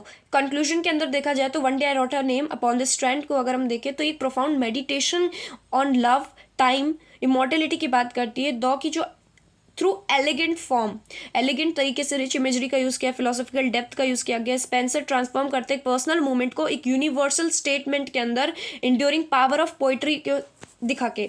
जो पोएम रिमेन करती है टाइमलेस, इसको कभी भी देखो तो आपको ये हमेशा एट एनी टाइम आपको सेम ही लगेगी कि हर एक टाइमलेस है, क्योंकि ये ट्रिब्यूट करती है love's ability to defy decay, achieve permanence through art. देखते हैं जैसे कि एक्सप्लेन करना है मीनिंग और सिग्निफिकेंस मार्लो की ये इस लाइन का, the face that launched 1000 ships. ये मार्लो क्रिस्टोफर मार्लो है, ठीक है। अब जो लिटरली अगर हम इसको देखें, जो लाइन है ये रेफर कर रही है हेलेन ऑफ ट्रॉय को, कि द फेस यानी हेलेन का जो फेस है दैट लॉन्च 1000 शिप्स, जिसकी जो हेलेन ऑफ ट्रॉय है जो कि बहुत ही एक्स्ट्रॉर्डनरी ब्यूटीफुल है, जो जिसके ही कारण ट्रोजन वॉर हो गया। इस ग्रीक माइथोलॉजी के अकॉर्डिंग जो हेलेन थी, जिसका जब किडनैप होती है पेरिस के द्वारा, इससे ग्रीक किंग होते हैं वो मैसिव नेवल एक्सपेडिशंस करते हैं, ये लॉन्च कर देते हैं और सिम्बोलिकली ये डिस्क्राइब करते हैं कि 1000 शिप्स, जिससे कि उसे रेस्क्यू किया जाए उसको ट्रॉय से। अब ये जो लाइन है इसका मतलब है कि हेलेन की जो ब्यूटी है इतनी ज़्यादा है कि जो इंस्पायर करती है, जिससे एक वॉर हो जाती है बहुत ही बड़ी।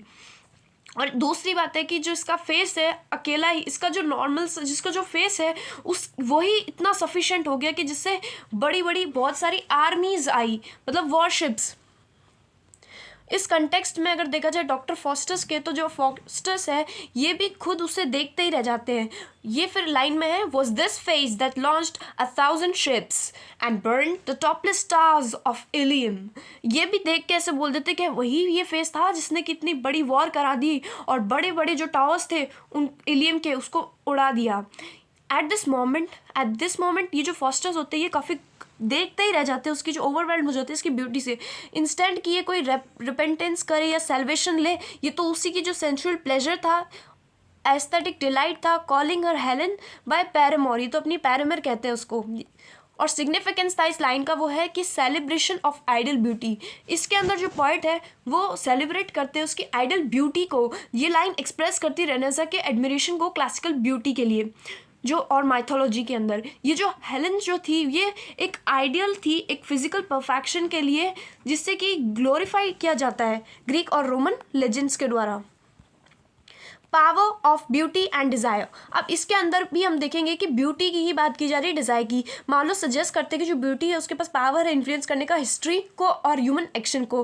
हेलेन की ब्यूटी काफ़ी सुंदर थी, जिससे कि ये कितना डिस्ट्रक्टिव फोर्स हुआ इसके कारण, और इससे वॉर भी हुई, डिवेस्टेशन हुआ। और जो फॉस्टर्स के मॉरल डिक्लाइन था, अब हम देख सकते हैं कि इसमें मॉरलिटी तो रही ही नहीं फॉस्टर्स में, इससे ट्रेजिक फॉल हुआ फॉस्टर्स का। और instead of turning to God, कि भगवान की तरफ जाने की जगह ये भी इल्यूजन और सेंट्रल प्लेजर की तरफ जाता है। ये रियल तो नहीं है, हेलेन इज़ नॉट रियल, क्योंकि बट वो उसकी स्पिरिट देखता है, फिर भी ये कितना उसकी ब्यूटी की तरफ चली जाता है, टेम्पटेशन होती है। और आयरनी एंड ट्रेजेडी इसके अंदर देखा जाए तो ये भी फॉस्टर्स भी ब्यूटी की तरफ देखता है, जिससे कि डिस्ट्रक्शन ही होता है उसका खुद का। और वाइल जो हिमसेल्फ ये खुद भी एटर्नल डैमनेशन की तरफ जाता है। जो ग्रैंडर है इस लाइन का कंट्रास्ट करता है emptiness of fosters achievement. Universal fame of the line. अभी जो लाइन है ये बिकम बहुत फेमस होती है क्योटेशन के अंदर, इंग्लिश लिटरेचर के अंदर। ये डिस्क्राइब करती है एक एक्स्ट्रॉर्डनरी ब्यूटी को, जो कि डेमोन्स्ट्रेट करता है मार्लो की पोएटिक ब्रिलियंस को, जो क्रिस्टोफर मार्लो है इनकी, ठीक है, पोएटिक ब्रिलियंस को और एबिलिटी को दिखाता है कि कैसे कंडेंस करती है वास्ट हिस्टोरिकल और इमोशनल मीनिंग को into a single line. Conclusion जो है वो है कि जो फेज जिसने the phase that launched 1,000 ships, जो फेज था जिसने कि 1,000 शिप्स को लॉन्च कर दिया, ये एक पावरफुल मेटाफोर को दिखाया जाता है जिससे कि इरेसिस्टिबल है और ये डिस्ट्रक्टिव पावर को दिखा रहा है ब्यूटी की। डॉक्टर जो फॉस्टस है ये मार्क करते हैं क्लाइमेक्स को फॉस्टस के ट्रेजिक एरर की वजह से। ये अपने फ्लीटिंग प्लेजर की तरफ जाते हैं, ना कि स्पिरिचुअल रिडेम्पशन की तरफ। ये जो लाइन है ये काफ़ी सिग्निफिकेंट रहती है पोइटिक ब्यूटी के अंदर, और क्लासिकल रेफरेंस को भी दिखाया जाता है डीप मॉरल इम्प्लीकेशंस के साथ। Write a critical appreciation of John Donne's poem Go and Catch a Falling Star. Now we are going to study this, जिसके अंदर बात की जाती है जॉन डन की पोएम की गो and catch a falling star, जो कि लिखी गई है एकेडमिक स्टाइल के अंदर, यूनिवर्सिटी एग्जामिनेशन के लिए सूटेबल है। अब इसके अंदर हमें क्रिटिकल अप्रिशिएशन देनी है। गो and catch a falling star जो पोएम है ये एक मेटाफिजिकल पोइट्री का फाइन एग्जाम्पल है, जो मार्क किया गया है with intellectual complexity, irony, striking imagery की वजह से, और काफ़ी इंटेलेक्चुअल है, ठीक है। इसके अंदर थीम और पर्टिकुलरली थीम की जो बात की गई वो पोइट का जो सिनिकल एटीट्यूड रहता है फीमेल्स की कंसिस्टेंसी के अंदर लव के टुवर्ड्स, जो इसके अंदर पैराडॉक्सेस यूज़ किए जाते हैं, फैंटास्टिक इमेजेस होती है, लॉजिकल आर्ग्यूमेंट्स होते हैं। जो डॉन होते हैं, जॉन डन, ये चैलेंज कर देते हैं traditional romantic ideal of faithful love को। जो पोएम होती है ओपन होती है इम्पॉसिबल फैंटास्टिक कमांड्स के साथ, जैसे go and catch a falling star, जो कि कोई कैच कर ही नहीं सकता फॉलिंग स्टार को। Get with child a mandrake root, mandrake root वो होती है जो कि चाइल्ड की जैसे दिखती है, बट कोई इंसान कैसे एक चाइल्ड ले आएगा मैंड्रेक रूट से, दैट्स ऑल्सो इम्पॉसिबल। तो ये जो इमेजेस का यूज़ किया जाता है, ये इमेजरी इस चीज़ से इमीडिएट ये इमेजरी होती है यूज़ करते हैं इस पोएम के अंदर, इससे दिखता है कि कैसे टोन होती है स्टार्टिंग में प्लेफुल, मॉकरी और इंटेलेक्चुअल विट की। ये प्रेजेंट करती है टास्क को कि जो कि टोटल इम्पॉसिबल है, और इससे हमें दिखता है कि विमेंस की एक ऐसी तरफ बात करना चाहते हैं कि women's finding a faithful woman is equally attainable. अब इसके अंदर क्या है, जो एग्जैजरेशन दिखाया जाता है वो स्पीकर का, वो काफ़ी डीप स्केप्टिसिज्म होता है about love and Fidelity. Fidelity means loyalty. अब इसके अंदर क्या होता है, रीडर्स की इमेजिनेशन को इंगेज भी करने की कोशिश की जाती है पोएम के द्वारा। फर्स्ट स्टैंजा में बात की जाती है कि रैपिड सक्सेशन होता है पैराडॉक्सिकल और मिथिकल इमेजेस का, जैसे devil's footprints, mermaid singings, every sting and we sting. अब इन चीज़ों में हम देख सकते हैं कि काफ़ी मिथिकल इमेजरी का यूज़ कर रहे हैं, जो कि पैराडॉक्सिकल भी यूज़ करते हैं वैसे। और इसके अंदर जो वर्ल्ड है जहाँ पे बाउंड्री है जिसके बीच में रियलिटी में भी नहीं है, फैंटेसी में, मतलब ये चीज़ें बिल्कुल मिथिकल सी है। Who body can go and check is the mermaid real और नॉट। तो ऐसी चीज़ों से यूज़ करते हैं। फिर बाद में इसकी जो टेक्निक है, अब अगर हम इसके अंदर देखें तो जो टेक्निक है ये हाईलाइट करती है मेटाफिजिकल टेंडेंसी को, कि जिसके अंदर हम एब्स्ट्रैक्ट को और कॉन्क्रीट को दोनों को मिला के बता रहे हैं।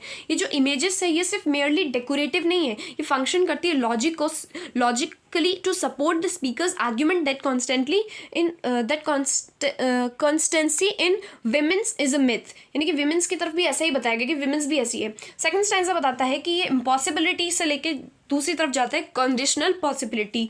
अब बताते हैं कि अगर देखिए डॉन बताते हैं अगर आप ट्रैवल करो पूरी दुनिया के अंदर बहुत बहुत सालों तक जियो, फिर बाद में आप बताना कि आपको अगर आपको कोई मिल जाए अ faithful women true and fair, अगर आपको अच्छी वुमेन मिल जाए जो फेथफुल हो, तो आप देखना आप मुझे बता देना, ठीक है। तो फिर अगर आप मुझे बताएंगे तो उससे पहले जो विमेन होगी जब आप मेरे पास लाएंगे उससे पहले आपको पता चल जाएगा कि वो अनफेथफुल थी। वो विमेन को बताते हैं कि ये कैसी होती है, आयरॉनिक सी अपनी पोएम के अंदर यूज़ करते हैं, और डिसमिसिव तरीके बताते हैं कि जैसे फॉल्स होती है तो एकदम अनइम्पॉर्टेंट सी होती है, ऐसी होती है विमेंस। तो रेनफोर्स करते हैं उनका बिलीफ दैट फीमेल की जो फेथफुलनेस होती है वो जाती जा रही है, फ्ली करती जा रही है, फ्लाई हो रही है, मतलब इट्स जस्ट गोइंग, इसको क्या बोलेंगे, जैसे कि ये ख़त्म होती जा रही है। अब जो डॉन है उनकी जो कॉन्वर्जेशनल स्टाइल है वो भी एक तरह से ये एक मेटाफिजिकल पोइट्री को दिखाती है।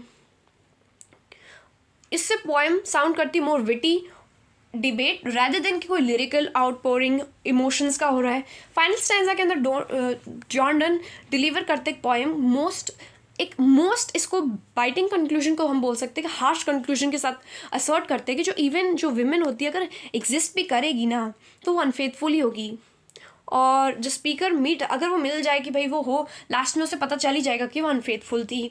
इससे जो लॉजिकल क्लाइमेक्स से हम देख सकते हैं ये इंटेंसिफाई कर रहा है पोएम की सिनिसिज्म को और रेनफोर्स कर रहा है इसके सेंट्रल आइडिया को। जो पोएम में एंड होती है शार्प नोट के साथ आयरनी के अंदर लीव करती है रीडर को, अम्यूज तो करती है रीडर्स को, बट ऑल्सो अनसेटल्ड होती है harsh generalisations about women. Structurally अगर हम देखें जो पोएम होती है कंसिस्ट करती है 9 लाइन्स स्टैंजास के साथ एक रेगुलर राइम स्कीम होती है जो कि कंट्रोल की जाती है from contrasts with wild imaginations of the images, demonstrate करती है डॉन की मास्टरी को पोइटिक टेक्निक्स के अंदर। जो रिदम होती है और कॉलिक्वल लैंग्वेज होती है वो इन्हांस करती है पोएम को, और आर्ग्यूमेंटेटिव और ड्रामेटिक क्वालिटी के अंदर जो क्रिटिकली अगर हम देखें तो जो पोएम होती है ऑफन अक्यूज की जाती है मिसोजिनी की वजह से, यानी कि जो विमेंस के ऐसे बारे में बताया गया है तो ये बस उसके बारे में बताती है, राइट।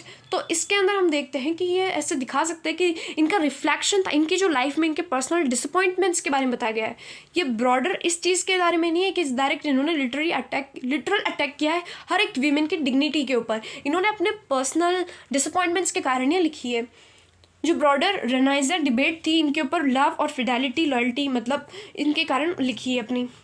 जो पोएम है ये आप देख सकते हैं ऐसे एक्सप्लोरेशन करती है ह्यूमन की इनकन्सिस्टेंसी के ऊपर और जो इंस्टेबिलिटी होती है रिलेशंस में आइडियलिस्ट लव के अंदर, इस चीज़ के ऊपर। जो कंक्लूजन होता है गो and catch a falling star एक ब्रिलियंट एग्जाम्पल है जॉन डन की मेटाफिजिकल, क्योंकि मेटाफिजिकल एक चीफ मेटाफिजिकल पॉइंट है तो इनकी कितना जीनियस इससे पता चलता है।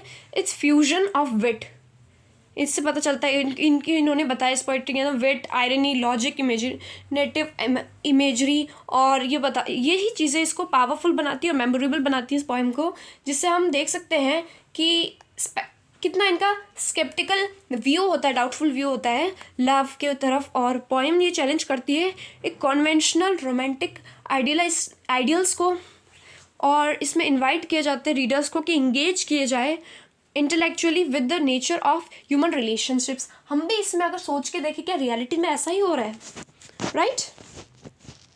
हम देखने वाले हैं थीम को इमॉर्टेलिटी की जॉन डन की होली सोनेट 10 के अंदर दैट बी नॉट प्राउड। इसके अंदर हम देखते हैं जो होली सोनेट की जो ओपनिंग लाइंस है, होली सोनेट 10 की opening lines that be not proud है। ये पोएम पावरफुल मेडिटेशन करती है इमॉर्टेलिटी के ऊपर जो कि बेस करती है क्रिश्चियन फेथ के अंदर। ये जो पोइट की जो पोएम है ये चैलेंज करती है कॉन्वेंशनल फियर को डेथ के, कि लोग कितना डरते हैं, और असर्ट करती है सोल की इटर्नल लाइफ पे, कि सोल एटर्नल होती है हमेशा। और ये जो पोएम है ये बताना चाहती है कि डेथ एक एंड नहीं होता, एक टेम्परेरी पैसेज होता है इमॉर्टेलिटी का।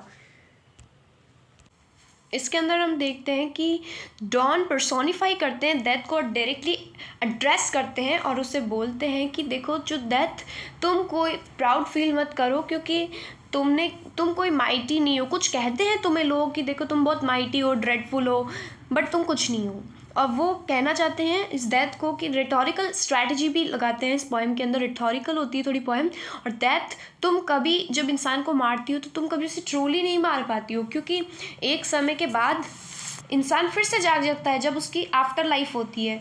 ये डेथ को बताना चाहते हैं इमॉर्टेलिटी जो होती है वो सोल के पास होती है, क्योंकि एक बार जब सोल बॉडी से निकल जाएगी तो फिर वो एटर्नल हो जाएगी, फिर उसे कोई नहीं मार पाएगा।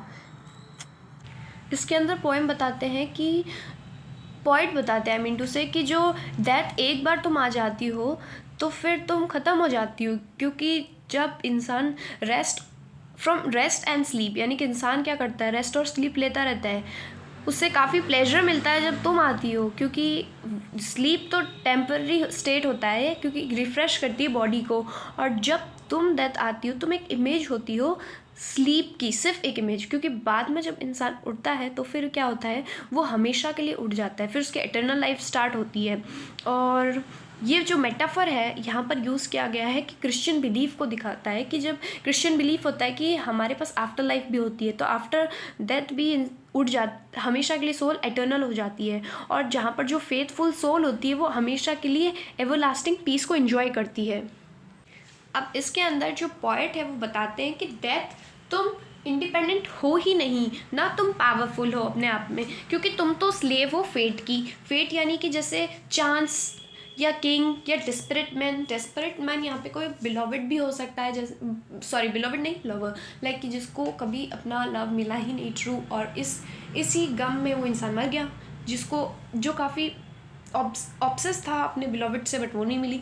तो फिर डेस्परेट मैन, फेट, चांस, ये सब जब हुक्म देते हैं तभी तुम, जब ये मरता है इंसान इस कारण से, तो तुम इन्हीं चीज़ों की फेट कहलाई, ठीक है। और जो डेथ होती है कंट्रोल्ड होती है एक्सटर्नल फोर्सेस से, ह्यूमन एक्शंस के अंदर, जैसे कि मान लो कोई बूढ़ा हो गया तो वो चली गया, तो कहीं ना कहीं तुम किसी न किसी कारण से ही आती हो इटर्नली। किसी की तो कहीं से भी आके जान नहीं ले लेती, कोई ना कोई कॉज होता है। तो जो तुम सबकी कमांडी मानती हो, तो तुम कोई सुप्रीम फोर्स तो हो नहीं तुम। यही जो आर्ग्यूमेंट, ये जो पॉइंट करते हैं, ये थीम्स बताती है मॉर्टेलिटी की, कि रिड्यूस कर देती है डेथ की थोड़ी रोल, जैसे कि death, you are not supreme yourself, ये चीज़ दिखाना चाहते हैं। कि इसके अंदर हम देखते हैं कि डिवाइन ऑर्डर के थ्रू ही कहीं ना कहीं डेथ आती है, ठीक है।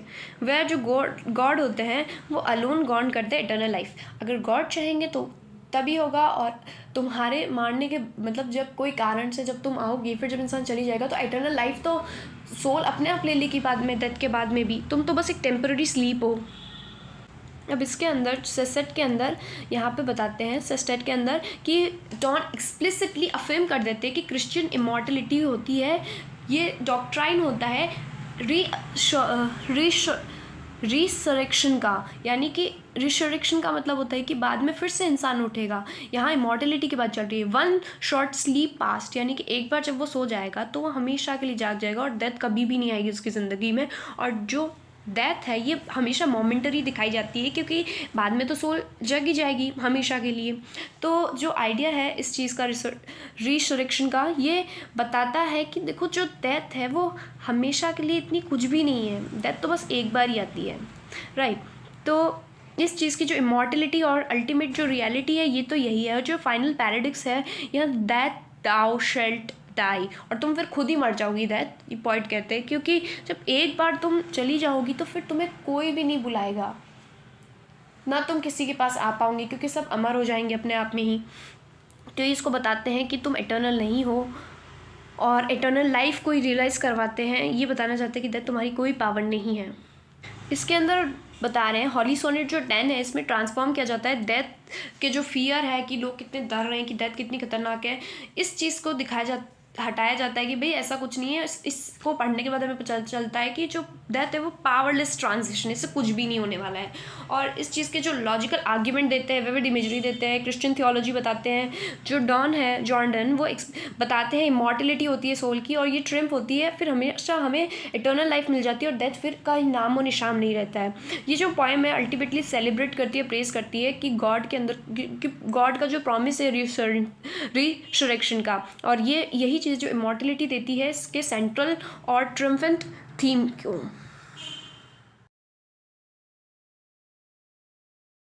इसके अंदर अब हम देखने वाले हैं रिलीजियस सिग्निफिकेंस इस पोइम के बारे में। ये जो जॉर्ज हर्बर्ट है ये एक मेटाफिजिकल पोइट रहे हैं, रिलीजियस चीज़ों के बारे में इन्होंने लिखा है। इन्होंने पुली के अंदर एक शॉर्ट पोइम लिखी है और काफ़ी प्रोफाउंड मेटाफिजिकल लिरिक है, फिलोसॉफिकल थीम्स है इसकी, और ये एक्सप्लोर करती है रिलेशनशिप के बीच में, गॉड और ह्यूमन बींग्स के बीच में।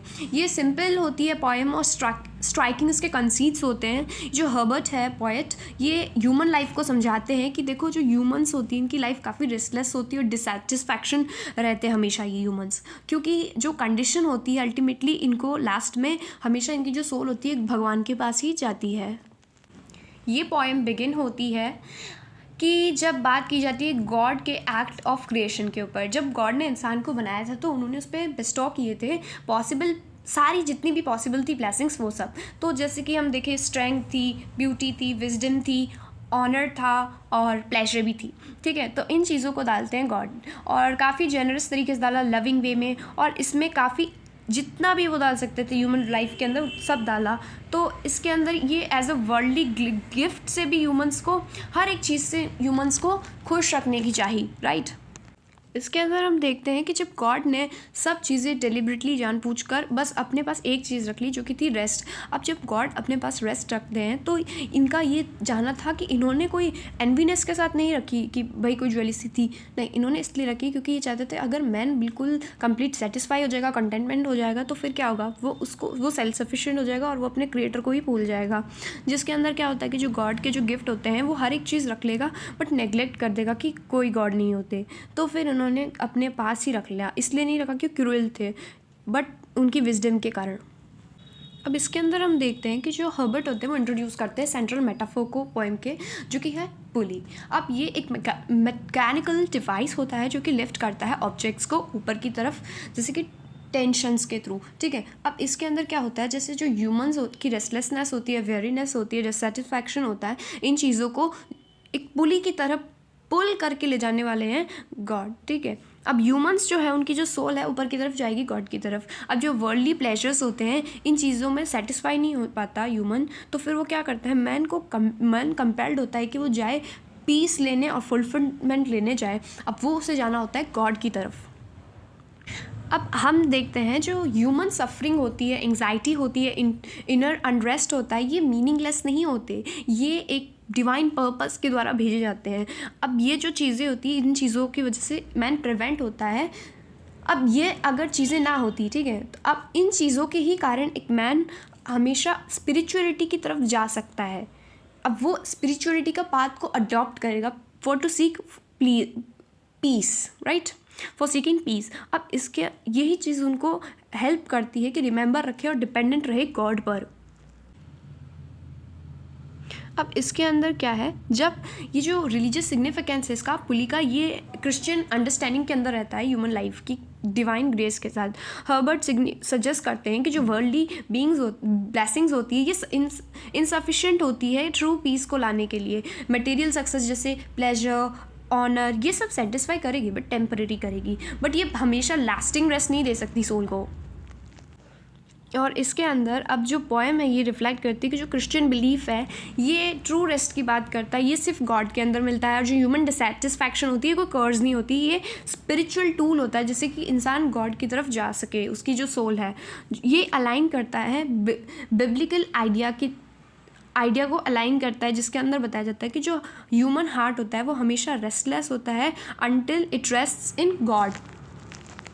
अब जो हर्बर्ट है ये पोएट, ये एम्फेसाइज करते हैं कि जो गॉड की जो मर्सी होती है, विजडम होती है, ये होती तो बहुत है बट इसके अंदर क्या होता है, ये हमें अपने पास रेस्ट रख लेते हैं जो कि इंश्योर करता है मैन को कि हमेशा स्पिरिचुअलिटी की तरफ जाए और हम्बल रहे। ये जो सफरिंग होती है ये बहुत ही एक मीन्स होता है, ठीक है, स्पिरिचुअल ग्रोथ की तरफ, रैदर देन ये कोई पनिशमेंट नहीं होती है।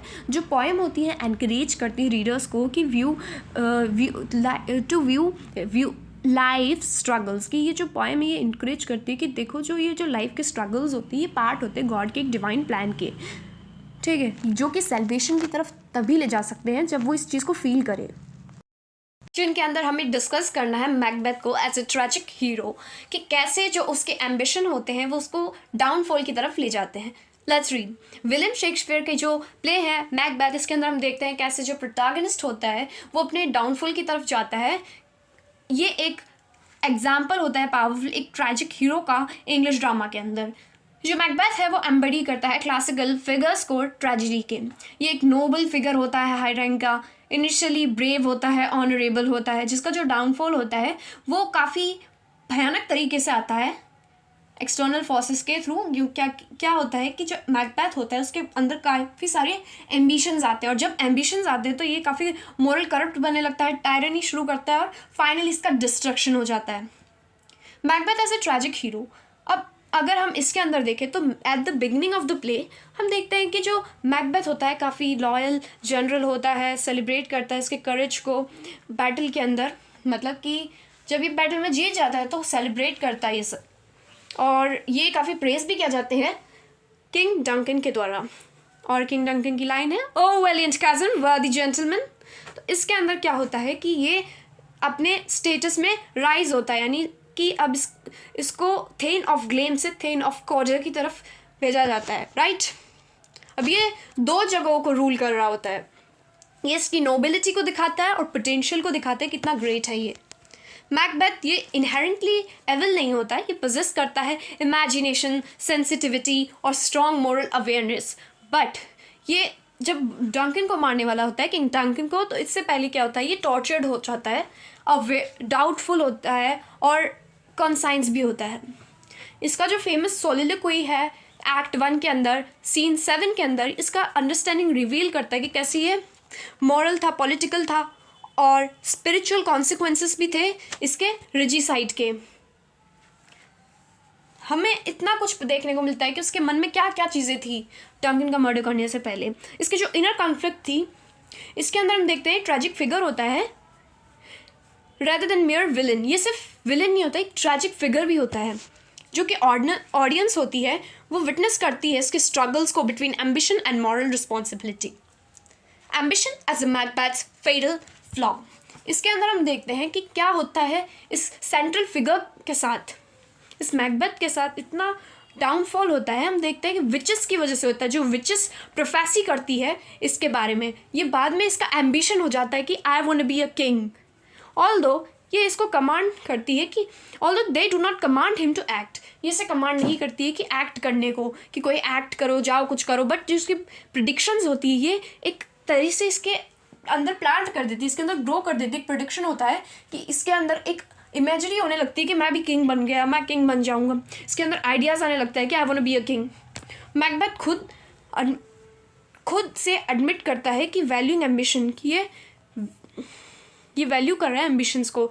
ये सिर्फ उसको ले जाते हैं, यही चीज़ें उसको डंकन की मर्डर तक ले जाती है। अब नाउ जो लेडी मैकबेथ है ये काफ़ी प्ले करती है यहाँ पर। इसका भी एक रोल होता है कि ये इसके एम्बिशंस को इंटेंसीफाई करने लग जाती है, बढ़ाने लग जाती है। इसके जो क्वेश्चन करने लगती है मैस्कुलिनिटी के ऊपर, इसके करेज के ऊपर, मैनिपुलेट करती है उसे, जिससे कि ये मर्डर करे किंग का। और ये भी इसी की क्राइम, ये दोनों ही लेडी मैकबेथ दोनों ही क्राइम करने में शामिल होते हैं।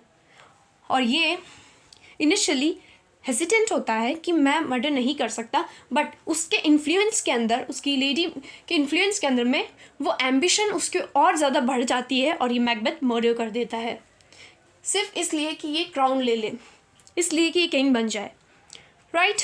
और इसी कारण से जब ये किंग बनता है तो काफ़ी ये टायरेंट हो जाता है, मॉरल डिस्ट्रप्शन होता है, इस कारण से ये इसका डिक्लाइन हो जाता है क्योंकि ये गलत तरीके से पावर में आया और इसने सब काम गलत ही किए।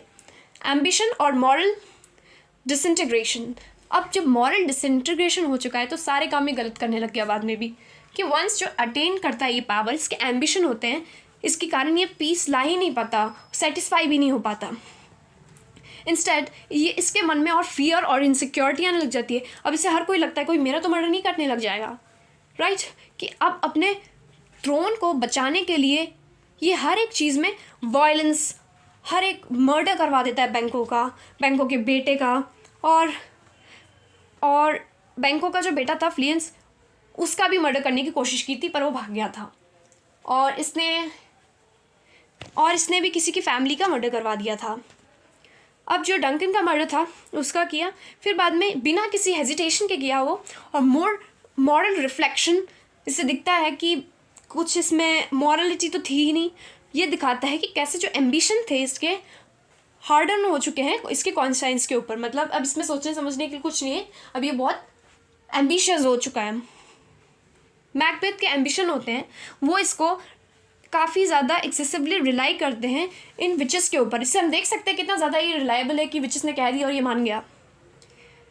और misinterpreting them with arrogant confidence, he believes himself invincible. इसे लगता है कि बस यही जीत गया और कोई नहीं है इसके आगे। ये फॉल्स जो सेंस होता है सिक्योरिटी का, इसे अंधा कर देती है और ये अपने डाउनफॉल में इसी तरफ से आता है। इसके जो एम्बिशन होते हैं ये ड्राइव करते हैं इसको to commit crimes but also clouds his judgement. Downfall और जो ट्रेजिक एंड होता है, but the end of the play Macbeth होता है वो काफ़ी आइसोलेटेड हो जाता है क्योंकि उसकी पत्नी भी मर जाती है और उसके साथ कोई भी नहीं होता है। हेट्रेड में होता है, स्पिरिचुअलिटी एम्प्टी होती है इसके अंदर।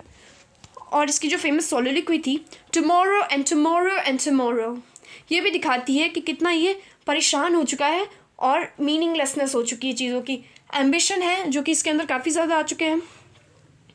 इसकी लाइफ में रिड्यूस हो चुकी है to a tale told by an idiot full of sound and fury signifying nothing. इसका मतलब है कि यहाँ पर जो स्टोरी बताई गई है, किसी ने, life is a tale told by an idiot, ये लाइन शेक्सपियर की भी यहीं से आती है कि अब बस इसकी कहानी बस ऐसा लग रहा है कि किसी इडियट ने करी है। इस चीज़ से अब ये काफ़ी पछताने भी लगा है, बट अब ये कुछ नहीं कर सकता। मैकबेथ की जो डेथ होती है ये मैकडफ के हाथों से होती है। इसने मैकडफ की फैमिली को भी मरवा दिया होता है, और इससे जो मैकबेथ होता है वो तो लास्ट में मर जाता है। मैकडफ पॉलिटिकल और मॉरल ऑर्डर को लाता है स्कॉटलैंड के अंदर, येट इन द एंड सब कुछ बाद में सही हो जाता है जब ये मर जाता है। ऑडियंस काफ़ी फील करती है पिटी मैकबेथ के ऊपर, क्योंकि एक बार ये वंस नोबल था, कैपेबल था ग्रेटनेस के, और फियर करती है क्योंकि इसका जो फॉल था डेमोन्स्ट्रेट करता है कैसे अनचेक्ड एम्बिशंस थे और वो कैसे ही एक फाइन ह्यूमन को भी डिस्ट्रॉय कर सकते हैं।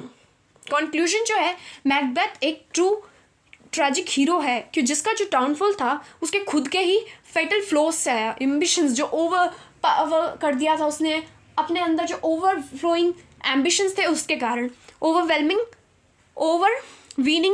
एम्बिशन, जो बढ़ते हुए जो एम्बिशन होते हैं, और दो इन्फ्लुएंस्ड बाय विचेस, और जिसको इन्फ्लुएंस किया विचेस और इसकी खुद की वाइफ लेडी मैकबेथ ने, जो कि freely chooses his path and bears responsibility for his actions. काफ़ी ये विवेक था, होशियार था, बट शेक्सपियर यहाँ पर दिखाना चाहते हैं मैकबेथ का जो राइज था और उसका जो फॉल था वो वांट करते हैं डिस्ट्रक्टिव पावर को, एम्बिशंस की।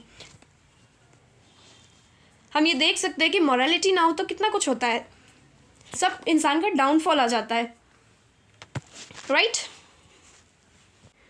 अब जब बात भक्ति मोमेंट की होती है तब हमें ये पढ़ना बहुत पसंद होता है, क्योंकि इसके अंदर हम हमारे कल्चर को फिर से पढ़ते हैं। भक्ति मोमेंट के अंदर हम इंडिया से रिलेट कर पाते हैं, इसकी हिस्ट्री, भक्ति मोमेंट की हिस्ट्री बतानी है, इसके अंदर सोशल इम्पैक्ट बताना है और डिफरेंस बताने, निर्गुण और सगुण भक्ति के अंदर with reference to Kabir and Meera. अब जो कबीर और जो मीरा है वो भक्ति मोमेंट के अंदर काफ़ी ज़्यादा प्रेवलेंट थे, राइट। अब इसके अंदर बताने भक्ति मोमेंट था क्या। अब यहाँ पर कॉम्प्रिहेंसिव डिस्कशन की जाए भक्ति मोमेंट की तो ये इसकी हिस्ट्री और ये सब बताते हैं। चलो हम आपको, फर्स्ट होता है इंट्रोडक्शन टू भक्ति मोमेंट। अब इसके इंट्रोडक्शन के अंदर क्या है, जो भक्ति मोमेंट है ये एक डिवोशनल मोमेंट था मिडाइवल इंडिया के अंदर, रफली अगर देखा जाए तो 7th से 17th सेंचुरी तक। ये एम्फेसाइज करता था पर्सनल डिवोशन, भक्ति को गॉड की तरफ ओवर रिचुअलिस्टिक प्रैक्टिस। अब कुछ लोग होते हैं जिनको सिर्फ रिचुअल्स फॉलो करने होते हैं, डॉगमास होते हैं फॉलो करते हैं, बट ये भगवान की तरफ फॉलो करते थे, ये कास्ट और नहीं देखते थे, सिर्फ गॉड को प्रे करते थे। लाइक मीरा और कबीर ये ट्रांसेंड करते थे रिलीजियस ऑर्थोडॉक्सी को और सॉर्ट करते थे एक direct personal relationship with the divine. इनको दुनियादारी से मतलब नहीं था कि दुनिया कौन से फॉलो कर रही है, ये गॉड के अंदर ही इन्वॉल्व थे। जैसे हम देख सकते हैं मीरा और कबीर और भी काफ़ी सारे जो राइटर्स थे उस टाइम के, हम देख सकते हैं जो मोमेंट होता है ये काफ़ी ज़्यादा फेमस हो गया था इंडिया के अंदर। ये पोइट्री के थ्रू, गाने के थ्रू मतलब है भजन के through, hymns, philosophical writings, religious languages के अंदर rather than संस्कृत, ये संस्कृत लैंग्वेज के अंदर नहीं लिखते थे, making it accessible to common people, जिससे हर एक कॉमन पीपल पढ़ सके। हिस्ट्री जो है भक्ति मोमेंट की वो देखते हैं। अब अर्ली फेज जो था, नॉर्दर्न फेज जो था, फिलोसॉफिकल रूट्स जो थी, इन चीज़ों के बारे में बात करते हैं। अब हम देखते हैं जो अर्ली फेज था ये 7th से 12th सेंचुरी तक आया था। ये जो मोमेंट था वो बिगेन हुआ था सदर्न इंडिया के अंदर विद द ऑलवर्स वैष्णवते सेंस और नारायणस शैवते सेंस, इन लोगों के द्वारा आया था सदर्न इंडिया के अंदर, जो इन्होंने कंपोज किए थे डिवोशनल हाइम्स तमिल लैंग्वेज के अंदर। नॉर्दर्न के अंदर देखा जाए 12th से 17th सेंचुरी के अंदर आया। The moment spread northern India, ये आता है इसके अंदर जैसे कबीर होते हैं, रविदास होते हैं, तुलसीदास होती है, मीराबाई होती है, ये सब होते हैं। सेंस यूज़ करते हैं इस वर्निकुलर लैंग्वेज को, जैसे कि हिंदी, मराठी, पंजाबी, जिससे इसको स्पिरिचुअलिटी एक्सेसिबल करवाए। और अगर हम देखें फिलॉसफी के अंदर तो इसके जो भक्ति मोमेंट ड्रू करता है, एक इंस्पिरेशन उपनिषद से आता है ये, और ये भगवत गीता से भी लिए जाते हैं। सूफी मिस्टिसिज्म सोशल इम्पैक्ट जो होता है भक्ति मूवमेंट का क्या पड़ता है, अब इसका काफ़ी इंपॉर्टेंट सिग्निफिकेंट होता है anti cast and social equality. ये कास्ट की बात नहीं करती, कास्ट को हटाना चाहते हैं, तो ये बोलते हैं कि हम ये कास्ट हायरार्कीज को नहीं मानते। कबीर जो है फेमसली क्रिटिसाइज करते हैं ब्राह्मण्स और मुस्लिम्स को, साथ में ही करते हैं। ये किसी को नहीं बोलते कि ये सब बच्चे ये कास्ट अच्छी वो कास्ट, ये सबको मना कर देते हैं, कोई कास्ट ऐसी नहीं है। ये इन सब के सुपरफिशियल रिचुअल्स को नहीं मानते, एडवोकेटिंग करते हैं इक्वालिटी बिफोर गॉड, कि सब जने बराबर है गॉड के आगे और गॉड एक ही है। हम ऐसा नहीं मानेंगे कि हर एक गॉड को अलग अलग कास्ट को डिवाइड करेंगे। एक्सेसिबिलिटी देखी जाए तो गॉड की जो रिलीजियस डिवोशन होती है वो लिमिटेड नहीं होती सिर्फ पुजारियों तक, ये हर ऑर्डिनरी पीपल, विमेन, मार्जिनाइज्ड कम्युनिटी, सबके पास एक्सेसिबल होते हैं गॉड। ऐसा नहीं है कि गॉड सिर्फ कुछ ही लोगों तक कन्फाइंड है। वुमेन का पार्टिसिपेशन देखा जाए तो जैसे सेंस थे, मीराबाई थी, उन्होंने चैलेंज कर दिया पेट्रियार्कल नॉर्म्स को, क्योंकि अब हर जगह पेट्रियार्क सोसाइटी बनती जा रही है। तो इन्होंने एक विमेन होते हुए लिखा और एक्सप्रेस किया डिवोशन को एक मेल डोमिनेंट सोसाइटी के अंदर। यूनिटी ऑफ रिलीजन के अंदर देखा जाए तो कितना हर एक रिलीजन की बात करें कि सब एक ही है, हार्मनी बता रहे हैं। कबीर जैसे कि हिंदुइज्म इस्लाम के बीच में वैदिक और सूफीज़ के आइडियाज़ को, टीचिंग को ब्लेंड करके पढ़ा रहे। कल्चरल इन्फ्लुएंस देखा जाए तो ये भक्ति मूवमेंट जो एनरिच होता है इंडिया के literature, music, philosophy, living a lasting legacy in devotional poetry and folk tradition. निर्गुण भक्ति और सगुण भक्ति के बीच में डिफरेंस देखते हैं। निर्गुण भक्ति, अब देखिए, निर्गुण होती है फॉर्मलेस, जिसके अंदर कोई फॉर्म नहीं होता, और सगुण होती है फॉर्म। इमेजिन कीजिए आप मन में भगवान को याद कर रहे हैं, ये एक पार्ट है निर्गुण का, और जब आप भगवान की फोटो देख के आइडोलेट्री कर रहे हैं तो एक सगुण हो गया, जैसे कि कंसेप्ट ऑफ गॉड। अब निर्गुण बोलेंगे कि गॉड तो फॉर्मलेस है, ये तो एट्रीब्यूट्स के बियॉन्ड एट्रीब्यूट्स है। सगुण बोलेंगे गॉड के पास फॉर्म है, कि क्वालिटीज़ है, पर्सनल है, कैरेक्टरिस्टिक्स है। फोकस देखें तो इनर स्पिरिचुअल। अब जब हम आंख बंद करके निर्गुण के अंदर फोकस करेंगे तो हम एक एक एक अलग ही यूनिटी के अंदर पाएंगे, ना कि फोटो के अंदर देखेंगे।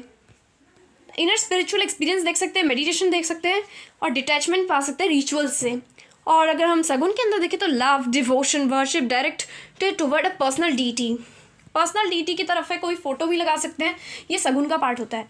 की सेंस कबीर और नायक, और सगुन के देखें तो मीराबाई, तुलसीदास, सूरदास। लिटरेरी स्टाइल देखें तो फिलोसॉफिकल, डायडेक्टिक और ऑफन क्रूशियल ऑफ रिचुअल्स। इसका सगुन का देखा जाए तो emotional, lyrical, expressing personal love and longing for God. और अगर हम यहाँ देखें नेक्स्ट में एग्जाम्पल्स के अंदर तो कबीर, अब कबीर का निर्गुण का यहाँ क्या है, Kabir God is beyond name and form, devotion is eternal. Internal यानी कि डिवोशन तो अंदर से आती है, गॉड तो नाम के भी परे है कि ये भगवान वो भगवान।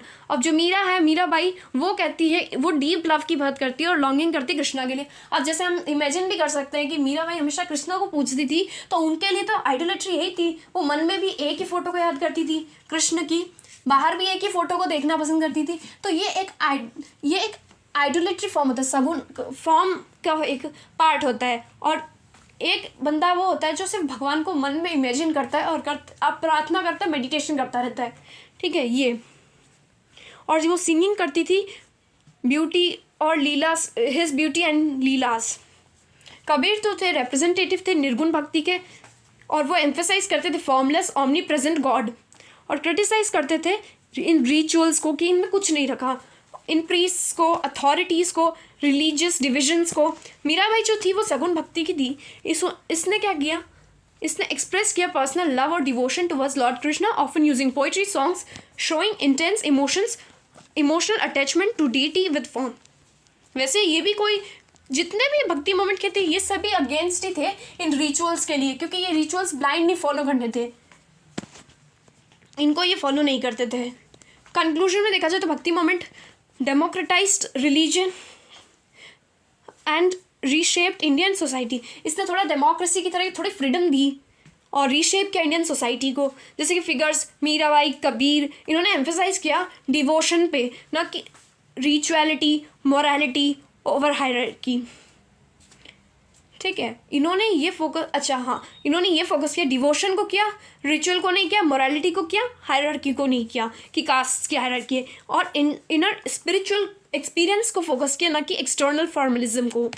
इसकी जो लेगेसी है वो कंटिन्यू की थी Indian devotional literature, music, culture और लोगों को याद दिलाती थी कि स्पिरिचुअल डिवोशन ट्रांसेंड करता है, ना कि कास्ट। इस ट्रांसेंड करता है कास्ट, जेंडर और सोशल बैरियर्स को। अब हम देख लेते हैं थोड़े से most question answers, right. Let's start. अब लिटरेरी टर्म्स एंड एज, इसके अंदर देखेंगे हम ब्लैंक वर्स क्या है। ब्लैंक वर्स एक पोइट्री है जो कि अनराइम्ड आइम्बिक पेंटामीटर के अंदर लिखी जाती है, वाइडली जानी जाती है शेक्सपियर और मिल्टन के द्वारा। सोनेट 14 लाइन की एक लिरिक पोएम होती है, आइम्बिक पेंटामीटर के अंदर लिखी जाती है, एक फिक्स्ड राइम स्कीम होती है इसकी। लिरिक क्या है, एक लिरिक शॉर्ट पोएम होती है, एक्सप्रेस करती है पर्सनल इमोशंस और फीलिंग्स को पोइट की।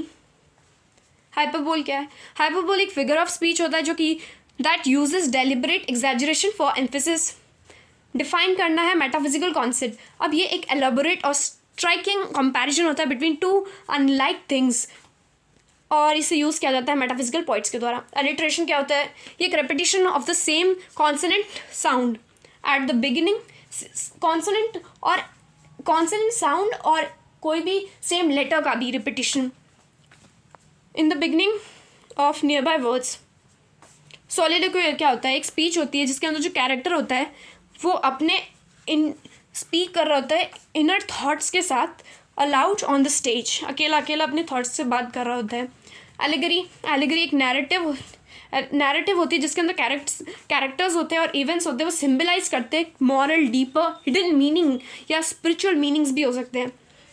Name the time period of Elizabeth age, 1558 से था ये 1603 तक। जैकोबियन एज था 1603 से 1625 तक।